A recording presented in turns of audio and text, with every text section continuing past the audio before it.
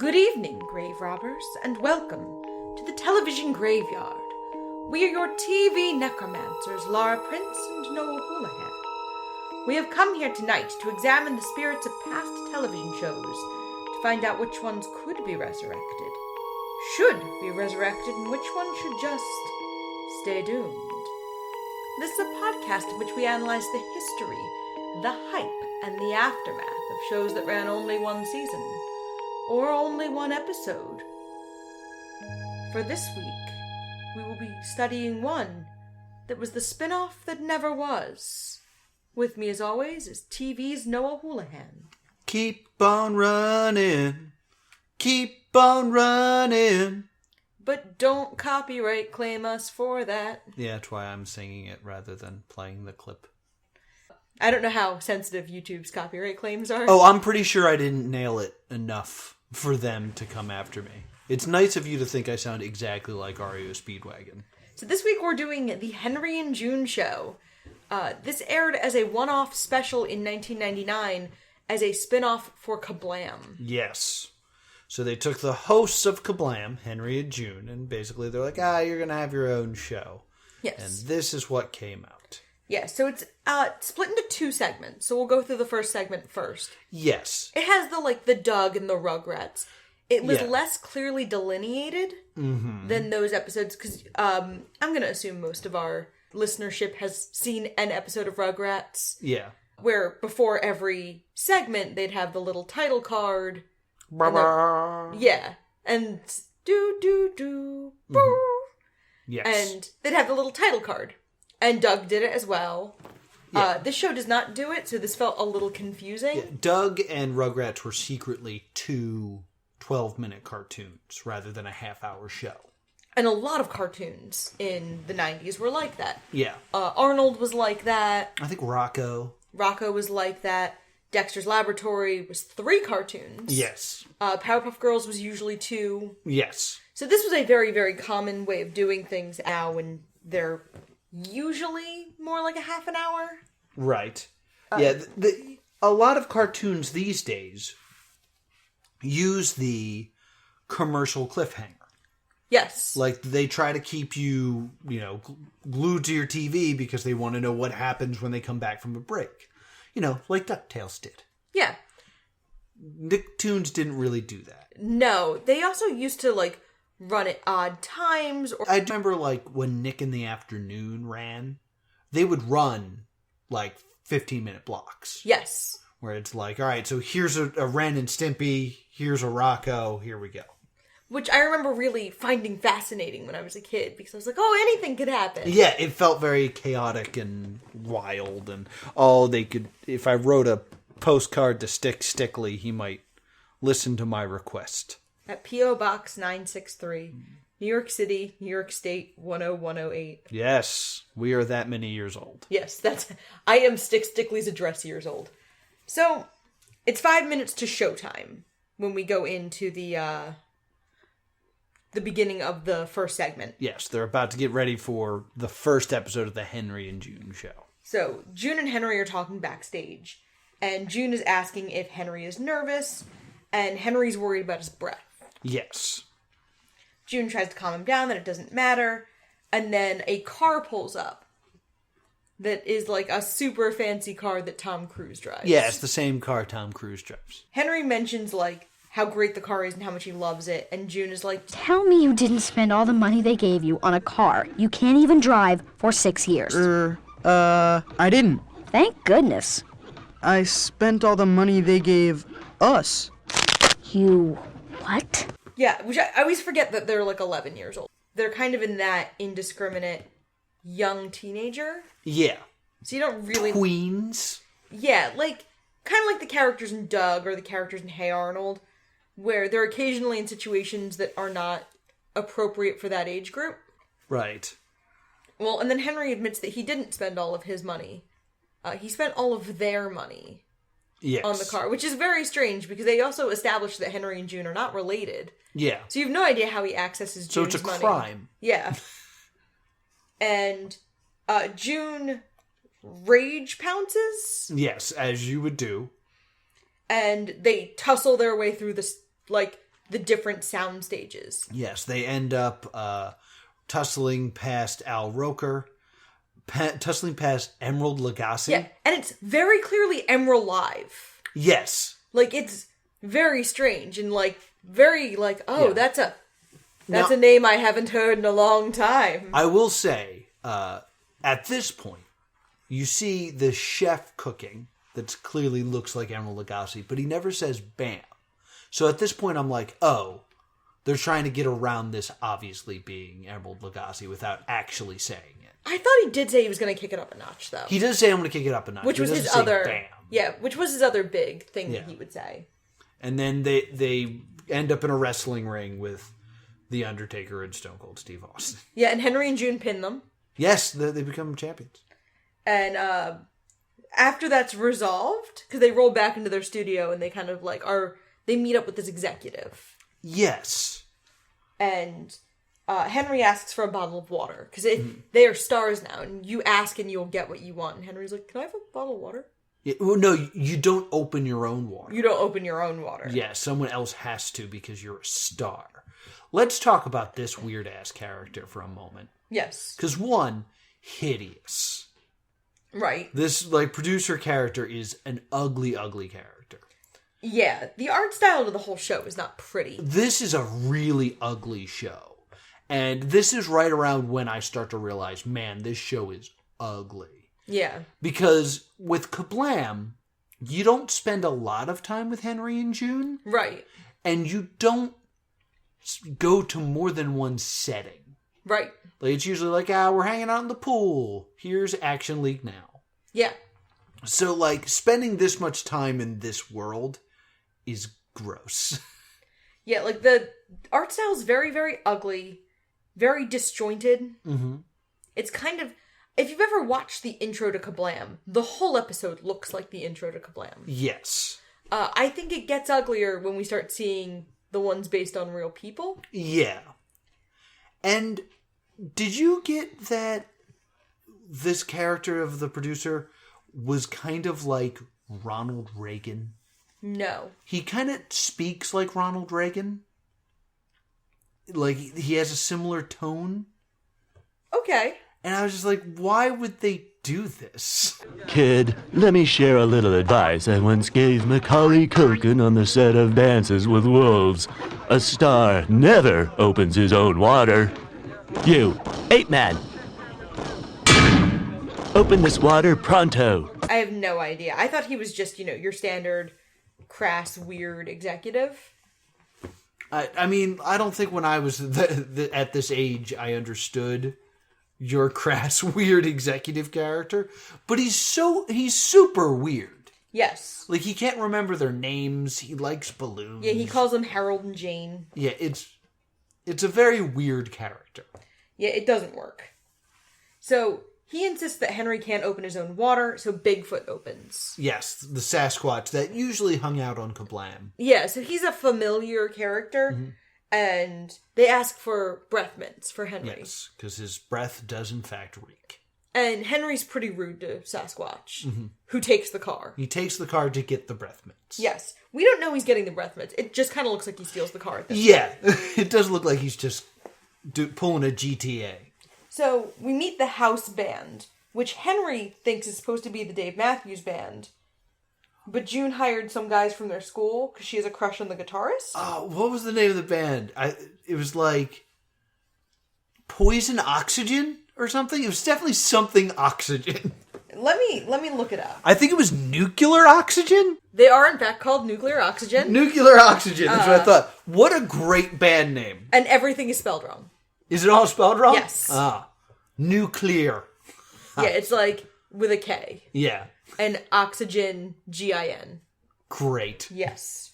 They're supposed to have all these guests on there. They're supposed to have the Olsen twins, and they're supposed to have, quote, the guy from the zoo with all the animals. Yes. Jack Hanna. Yeah, your standard, late night talk show. We couldn't find anyone better, so here's someone with animals. Yeah, it was usually Jack Hanna. Yeah, Jack Hanna. At that time. Jack Hanna was a big one. Now it would be Bindi Irwin, or Yes. Steve Irwin's son, whose name escapes me at the moment. Yeah. But it's usually one of the Irwin children nowadays when they do that gimmick. Yeah. And there's another one that does it that's just as bugs. They're like, look at this big old cockroach. And you're just like, ew, gross, no. So Henry tells like that band should be banned joke, and the audience just stares. Yeah, and a tumbleweed goes by. Which I like. It's one of my favorite jokes. And it turns out the audience was there to see Wheel of Fortune. Yeah, which is a weird joke. And like they ask where Vanna is. Yeah. It's very, the humor in this show feels very ahead of its time in how rooted in references it is. Yes. Like it feels very, because a lot of humor nowadays is based on references. Mm-hmm. This show is killing it on the references, but it means the show is insanely dated. Yes. Because they don't pick timeless references. Well, Wheel of Fortune is in fact still on. Yes, that's true. So the Olsen twins won't come out of their dressing room because they don't like the way they're drawn. Great joke. And if you love this. If you look at the way they're drawn, yeah. Because when we go back to that ugly art style, they are drawn hideous. So, and I have the thought at this time of like, oh, they couldn't actually get the Olsen twins, so of course they're not going to actually appear. The guy from the zoo with the animals rushes on, because that's what they have to do right now. And they have Howie the handsome hamster. Right. Who's the last of his kind. Mm-hmm. He's adorable. And he's adorable, and he's so well behaved. And then Henry murders him. With his bad breath. Literally, he dies. Yeah. And then June's like, go to commercial! Mm-hmm. And that's when we see that Bigfoot is joyriding through the city to REO Speedwagon. Yes! It's insane to me that he's listening to REO Speedwagon. Yeah. Because, do you know how much money it must cost to license that song? Probably more than the budget of the rest of the show. Because this is a fun little anecdote. One of my favorite shows of all time is Home Movies. Right. And in one of the first, 2 episodes of Home Movies, Brendan sings a copywritten song. So they have to pay for it. And it costs so much of the budget to have him sing this song that episode 5 of Home Movies, they decided to make it a camping episode so they could all be in the dark. So they only had to draw their eyes. Oh my God. And that was how they saved money to afford the copywritten song. So the fact that they threw REO Speedwagon money at this for, not a great reason. No, because it's not even, a classic song that kids in the 90s knew. Because while we were watching it, I was like, what is that song? And you Shazammed it. I actually Shazammed it while we were watching it. I was like, oh, it's REO Speedwagon. That's insane. So yeah, he's just blasting Keep On Running. Keep on running. Keep on running. The director, we kind of cut between them for a little bit, and the director confronts Henry and June about how the show is bad, and Henry's breath breaks the director's glasses. Yeah, that's how bad it is. And Bigfoot gets his mints, but then he gets pulled over by the police. Yeah, 5-0 catches him. And we get this, lame magic trick that, Henry is clearly trying to do. Yes, it is the same magic trick that Jesus Christ does in a Family Guy cutaway. Really? Yeah, there's a Family Guy cutaway where I think Peter just says something like, turns out his abilities might have been exaggerated a bit.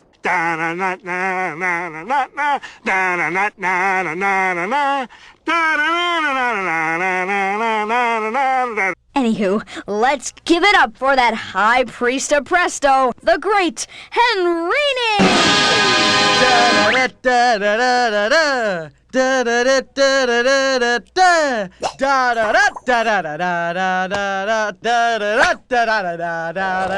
And he does the bit where he takes his fingers and conjoins them. Mm-hmm. And then he does the bit where he has one finger up on each hand, smacks them together, and there's 2 fingers on one hand.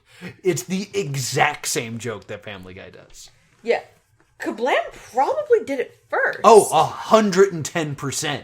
And then Henry screams, "Eat your heart out, Magic Johnson." Yeah. I mean, eat your heart out was a big 90s phrase. Well, one, it's hilarious to hear eat your heart out. Two, he says it to Magic Johnson, who is a basketball player. Not a magician. Yeah. And what year is this? 1999. So he has AIDS. Right. Like, it's a weird person to pick on. I guess it was the only magic, like... Which is weird, because the 90s were like a heyday for magicians. Yeah, I mean, I think the bit is that he could have said David Copperfield, but he said Magic Johnson, ha ha ha. But it's still a weird person to pull out when, like, he was going through, like, HIV rehab. He could have died before the show went up. That's true. That being said, Magic Johnson is still alive. Right. I mean, there's been a lot of medical advances since 1990s, thank God. Yeah. So then, they're preempted by the news, which feels merciful at this point because the show is bad. Yeah. And it's Bigfoot leading a police chase. Because now the police are chasing Sasquatch through. Keep on running. And then my note says, it's REO Speedwagon, because this must have been when you Shazammed it.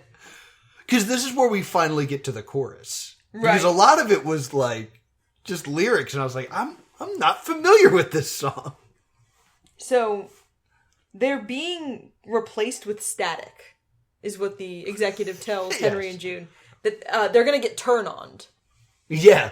Which, joke for those of you who've been watching or listening to the rest of Stay Doomed. Yes. They're going to get cut off and replaced with static. And then the executive goes, I talked to the network.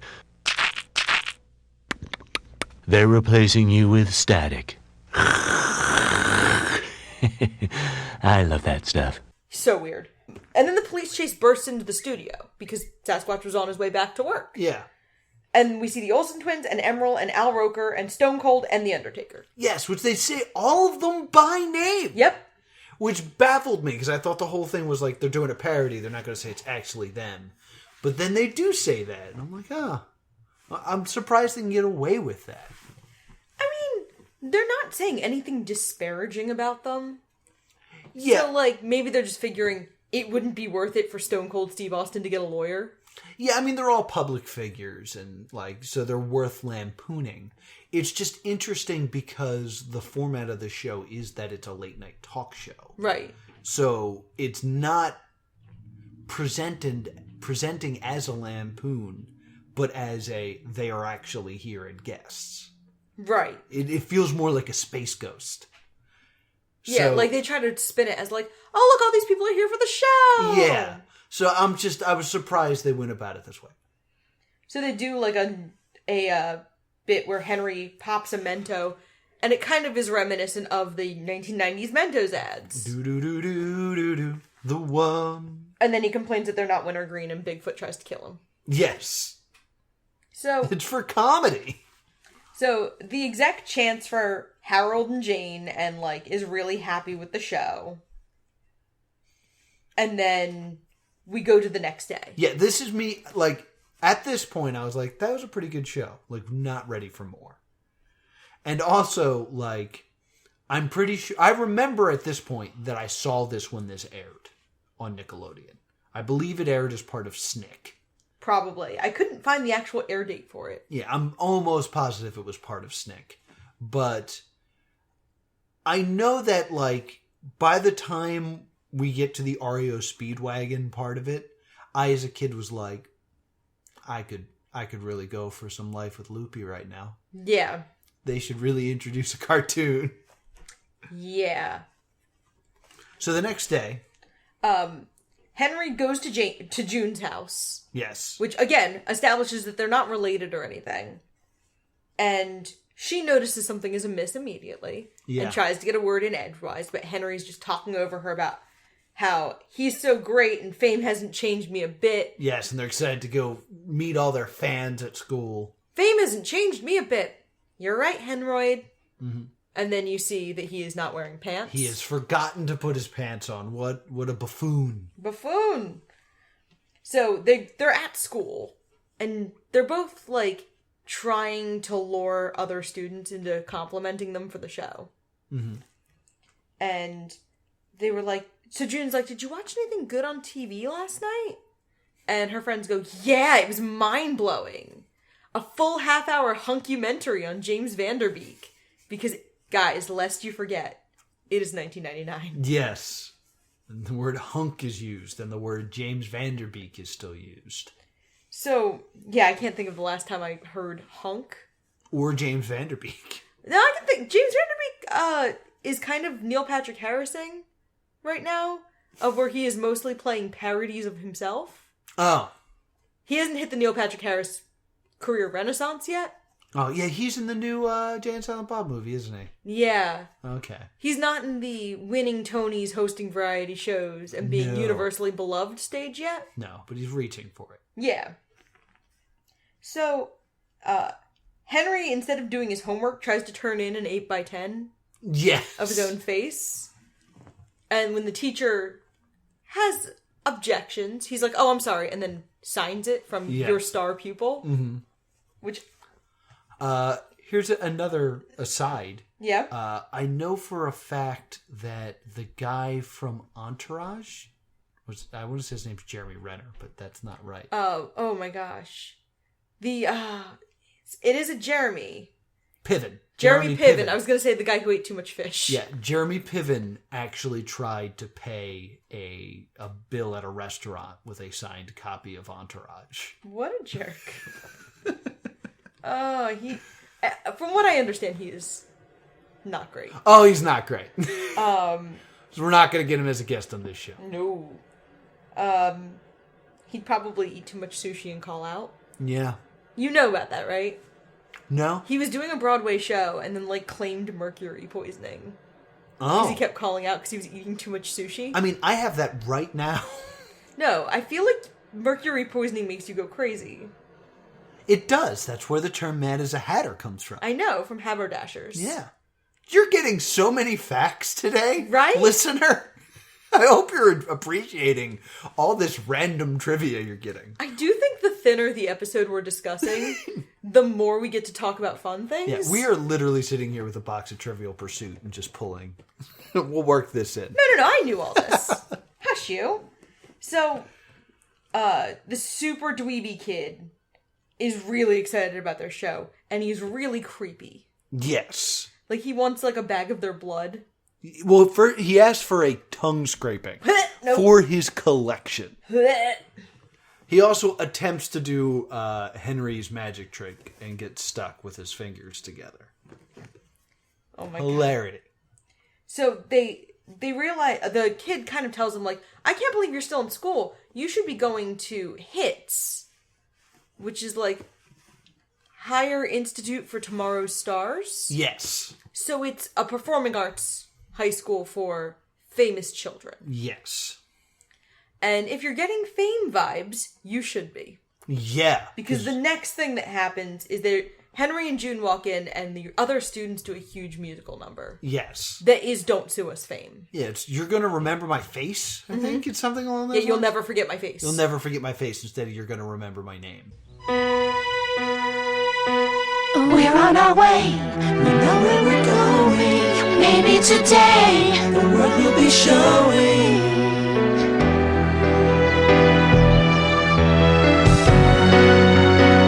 You're gonna know my name. This is a face you'll never forget. You're gonna know my name, 'cause I'm gonna get there yet. I'm Skylar. I'm Tyler. I'm Chloe. I'm Zoe. I'm Tootie. Muldoon. I'm Henry. I'm June. You're gonna know my name. This is a face you'll never forget. You're gonna know my name, 'cause I'm gonna get there yet. You're gonna know my name. But right up to the dancing on cars, and at one point a bunch of students do a Mickey Mouse roll call. Yes. And the last student is Muldoon, so that the next line can be Henry and June. Yeah. So they do fit in here. Yeah. The other students immediately accept them as stars. They're not treated as small fish in a big pond. They are treated as though they belong there. Yes. So they have dance first. Mm-hmm. And this blonde girl kind of makes fun of June. She's like, you don't have a dancer's build. Yeah. You're a little, squat. Yes. And then June picks up the dancing really well.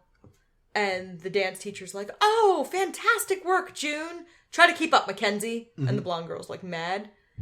I am assuming that this was going to be something that would come up later. I don't. But I'm going to get upset later instead of now. Okay. But Mackenzie ends up pushing June into the piano. Yes. And they just keep playing the piano, so hammers hit June in the face. Which is kind of a fun sight gag. Yeah. Henry's at the gym. Yes. And he's just going to crank out some reps, get some gains. And For the gains, bro. And he gets a personal trainer immediately. Yeah. And he can't handle the weight, and it crushes his throat. Yep. The usual bench press gag. Yeah. Which would have been new to kids watching Kablam, because it's... Like, something I always have to remember when watching children's media is these jokes are new to kids. Right. So, then we go to lunch, and Henry and June are sitting with the Olsen twins. Yes, and a figure skater? Tara Lipinski. And Madonna's baby.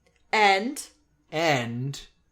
Who am I forgetting? Zach Hanson. Because that's right. Lest you forget, dear listener, it is 1999, and if you forget that for 12 seconds, it will remind the show you. will let you know.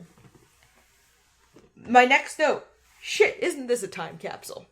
So wait, that means like Madonna's baby's like 19 now. Yeah. What is Madonna's baby up to? I don't know. Lord is... Do you think we could get Madonna's baby on the show? No. To talk about her time on Kablam? She's 23. She's 23. Oh, okay. So she was 3 years old in this. Yeah, she's a model. Oh, okay. Yeah, that's pretty much what I can gather. What's her name? Lourdes Leon. Okay.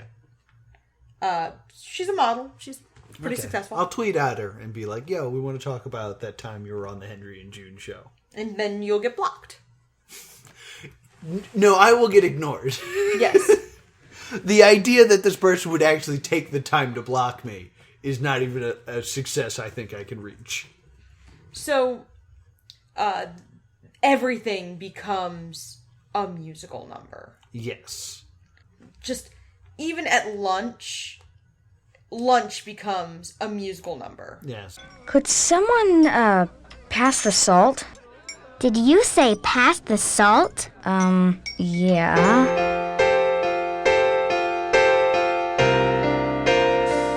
I'll pass the salt, the pepper too.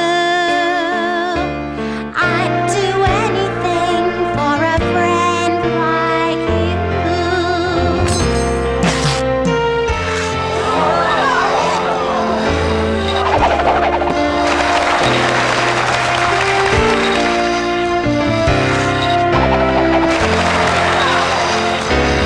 pass the salt, the pepper too. We'd do anything for friends like you. For friends like you.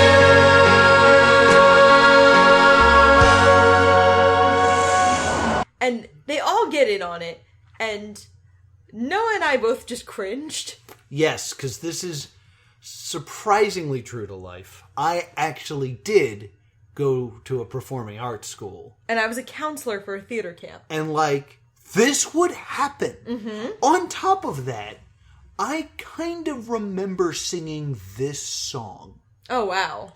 Because I have known the I'll Pass the Salt song in my brain, but I didn't remember where it was from until we watched this. Because I remember I was a counselor for a theater camp, and I heard out of, I was facing away from the table where my campers were, and I heard La Vie Bohème. Uh-oh.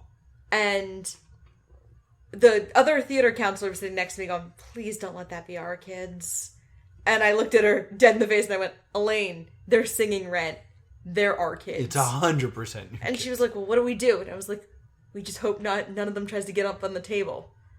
Literally, that sentence had barely left my mouth when a young man who I believe was in the film School of Rock is up on the table singing to Days of Inspiration. And I was like, okay, now we have to intervene and do something. Now we have to stop them. I was like, and now we must intervene. But this felt really accurate to a performing arts high school. Yeah, like, we're a very dramatic folk. Yes. And, like, I was the non-singer of my class. But, man, they would find any excuse to sing. Yep. And I would... I hated it. My entire first year was about performing 2 songs from Once on This Island.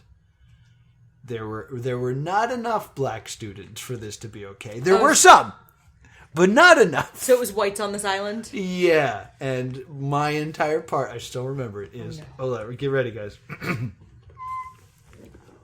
Oola, oola, ooh. That was my part. Oh. We toured. Oh my god. Performing this. And that's what I got to do. And to dance. I got stuck in an elevator with theater majors at the art school I worked at early in my career. And I got just stuck on an elevator with like 7 theater majors. And I realized that's part of my penance for the rest of my existence. Yeah. What did they sing? You know, it was something new that I didn't know. Oh, no! And it was also the first time I felt old. Oh. Because it was like a show I hadn't heard of, and I was like, oh no, I'm old. And like, maybe now I would know it if I heard it again. Yeah. But I didn't know it at that time. In any case. So old. After... It's probably from like Heathers or something. Probably. Which I didn't know at the time. After they break out into song 3 or 4 times about different things... Henry and June decide it's time to bail. Yep. They go back to obscure President Middle School. Yes, this is where I am going to cash in being angry. Yeah. They weren't bad at anything. Nope. Like, the only reason that they were having a bad time is that they weren't willing to, like, buy in. Yeah. Like, they had about as bad of time as I did. I went there for 4 years and then went to Performing Arts College. They're the kid who, like, they're the friend you have who you take to Disney World, who doesn't want to wear the mouse ears, wants to be a giant brat about it, who's like, I don't like Disney, this is stupid, everything's stupid. So then the creepy kid finds them again, and they give him an all-access pass to Hits. Yes, so he can go collect blood from them. Yeah, because now he wants a souvenir bag of blood. Mm-hmm. And that's it. That's it. There's one thing I wanted to point out. Yes. Is the background gags were pretty solid. Yeah. The scene where June is in gym class talking to her friends. Mm-hmm. In the background were those like signs that are like the championship teams. Mm-hmm. One of them was 1984 4th place. And then there was another year that said dead last. And then there was another year that said has-beens. Oh, no. I was like, that's pretty good. Like, I got some solid laughs out of this. Yeah, I think taking them out of Hits might have been a mistake. Yeah. Because I felt like there was more to that part of the story. Because, like, they kind of build up June having a rival immediately. Yeah. Like, she calls Mackenzie a hag. So I'm like, okay, she has a rival. They have a show. So, like, other students who are gonna be famous could be jealous of Henry and June. Yeah. And the show was gonna need a plot. Yeah. This whole thing feels unsure of itself. Yes. It almost felt like they're like, let's do the Henry and June talk show bit and this one where they're kind of normal kids. Mm-hmm. This way we can float both ideas out there. Yeah. And then we'll go whichever way they feel is more commercial. Right. Turns out Henry and June also don't quite have the rapport to float a half-an-hour show? I mean, I think when we meet Henry and June in Kablam, it is a three-way conversation. Yes. Between Henry, June, and us. Right. And their role is host, and they're great hosts. But, like, as a show that's beyond just them being hosts and them being characters, not a whole lot there. Yeah, there's just not enough. Yeah. There's an issue of it not being enough, and there's also an issue of, like, them not sure what it's going to be. Yeah. Because the first 12 minutes of it could be enough for a pilot. Where they're like, yeah, this is what it's going to be. It's them trying to put these... It's the Larry Sanders Show. Yeah. Where they're trying to put on this show, and we also get to see the shenanigans of putting on the show. It's the Muppets. And the first half is more successful than the second, I think. The second half, I also think, is interesting. Like, you know, these ideas of they're doing the show, but they're still just normal kids. Which, like, I think is a good message today. Yeah. Because there's this whole feeling today of, like, if I became rich and famous, I'd be above all this. Yeah. The idea that they put in all this work to create a thing that is successful and it not to affect their social life. It's kind of an interesting way to see it's things. Hannah Montana, in a way. Yeah, it's Hannah Montana. Because Hannah Montana and Miley are different people. Yes. In universe. Almost to the point where this feels more like a proto-Disney Channel show. Yeah. Than a Nickelodeon show. Yeah. I can get behind that. It's a little wacky for what Disney Channel would be doing that would be logical steps from this. Yeah. Yeah. Yeah, so I guess, like, do you have any other things to say before we give this a verdict? Not really. This was considered lost media for a while. Really? Yeah, the creators put it up on their website as kind of like a bonus. Huh. But it literally only aired once. It doesn't air in syndication. So... It doesn't have the Kablam theme song. No, it doesn't. Which is a bummer, because the Kablam theme song is great. Yeah, we actually watched an episode of Kablam after this. Yeah, because we wanted to get our jam in. Yeah, this really did need more to it. Yeah. Because, like, in the end, what I could see this being at its strongest, because I was like, all right, how would I fix this? It's like, well, I would make their guests other cartoons. Yeah. Like, I think that would be more interesting. And it's like, yeah, then they could have, like, Life with Loopy on, and they could have Prometheus and Bobble. This is just Kablam. I'm just writing Kablam again. Yeah. It's Kablam with a stronger frame story. Yeah. So, it's a stay doomed for me. It's stay doomed for me, too. And, like, I don't want it to be, because there's enough there that I'm, like, intrigued. And, like, if you told me there was another episode, I'd want to see it. But overall, it's not enough. And it is so ugly. Yeah, I think that animation style needs something to break it up. Yes. And, like, it seemed a little familiar. Did they go on to do anything else? I couldn't find much about what they were doing. The other things that the creators did were all before that. Okay. I thought maybe there was something like maybe on an Adult Swim that had the fingerprints of this animation on it, but I couldn't quite place it. I mean, the animator for the Henry and June segments was Mark Merrick. Yeah. So I was seeing if there's anything else that I could find that he did. Yeah, the animation, like, especially on the executive, is a little Mike Judgy.